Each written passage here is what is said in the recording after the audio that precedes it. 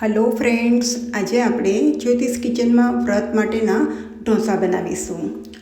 આ ઢોસા એકદમ ક્રિસ્પી સરસ બને છે, તમે પણ બનાવજો।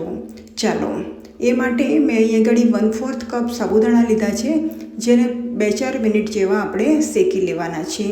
ત્યારબાદ ઠંડા થાય એટલે એને મિક્સર જારમાં લઈ લઈશું। તેની સાથે મેં હાફ ટીસ્પૂન જીરું અને હાફ કપ મોરિયો લીધો છે, તેને વાટી લેવાનું છે એક વખત ડ્રાય ઇન્ગ્રેડિયન્ટ।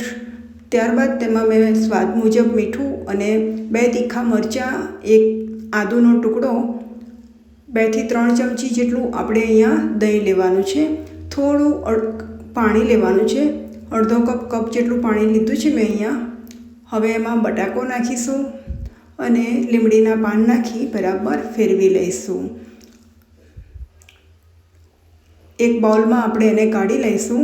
હવે આમાં ટોટલ આપણે 2 કપ પાણી લેવાનું છે, અડધા કપ મોરિયાની સામે। તો બાકીનું જે પાણી હતું એ મિક્સર જારમાં રેડી હલાવી અને ફરીથી આપણે એને આપણા બેટરમાં રેડી લઈશું। ત્યારબાદ લીલા ધાણા લઈ એને મિક્સ કરી અને આ રીતે નોનસ્ટિક પેન લેવાનું છે અને એની ઉપર આમ ફોર્સફુલી એકદમ જ આપણે એને સ્પ્રેડ કરવાનો છે। જુઓ, જોઈ શકાય છે તેલ લગાવ્યા વગર પણ કેટલો સરસ આપણો ઢોસો ઉખડી રહ્યો છે।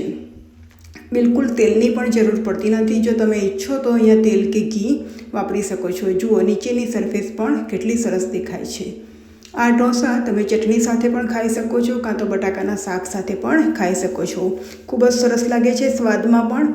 અને જો તમને ચમચાથી રેડતા ના ફાવે તો તમે આ રીતે નાની વાટકીમાં લઈ બેટર અને રેડી શકો છો। એ રીતે પણ આરામથી ઢોસા ઉતારી શકાય છે। જુઓ, આપણો આ ઢોસો પણ કેટલો ક્રિસ્પી બન્યો છે, એકદમ મસ્ત ક્રિસ્પી બન્યો છે અને તરત જ પેનમાંથી નીકળી આવે છે।